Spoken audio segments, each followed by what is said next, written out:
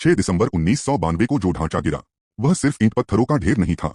उसके नीचे दबी थीं सदियों पुरानी परतें, इतिहास की, आस्था की और उन सवालों की जिनका जवाब मिलने में लगभग 500 साल लगे। जब एसआई की टीम ने जमीन के नीचे खुदाई शुरू की तो उन्होंने जो देखा वह किसी भी इतिहासकार ने पहले कल्पना में भी नहीं सोचा था। आज हम उसी उत्खनन की परतें खोलेंगे, बिल्कुल वैसी जैसी अदालत में रिकॉर्ड पर दर्ज हैं। उत्खनन में एसआई को 50 से अधिक ऐसे स्तंभ आधार मिले जो चौकोर आकार के थे और उत्तर भारतीय मंदिर स्थापत्य से मिलते थे। इतनी बड़ी संख्या में पिलर बेस का एक साथ मिलना इस बात का संकेत था कि मस्जिद के निर्माण से पहले यहाँ किसी बड़ी संरचना के स्तंभ खड़े थे और वो संरचना साधारण नहीं थी। एसआई को खुदाई में जो टुकड़े मिले उन पर स्पष्ट नक्काशियां थीं, कमल, कलश, देवी देवताओं के समान आकृतियां, बेलबूटा, मंडप जैसे डिजाइन। यह शैली मंदिर वास्तुकला की मानी जाती है और इस्लामी स्थापत्य में इन आकृतियों का प्रयोग नहीं होता। यह खोज विवाद को और गहरा लेकिन स्पष्ट दिशा देने वाली थी। मस्जिद के नीचे एक बहुत बड़ा, पुराना और ठोस मंच मिला। एसआई ने कहा कि यह किसी मंदिर जैसी संरचना की आधारशिला प्रतीत होती है। यह मंच मस्जिद से कई सौ साल पुराना था, जो संकेत देता है कि यह स्थान पहले से ही किसी विशाल निर्माण के लिए उपयोग होता था।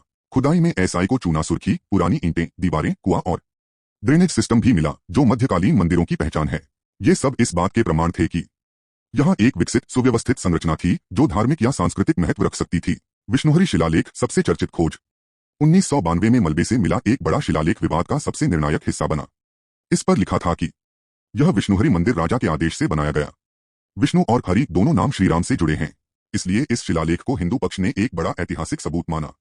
2003 की रिपोर्ट में एसआई ने साफ लिखा, मस्जिद खाली जमीन पर नहीं बनी थी। उसके नीचे एक विशाल गैर इस्लामिक संरचना थी। वह संरचना मंदिर शैली की थी। उसकी आयु 12वीं सदी के आसपास की थी।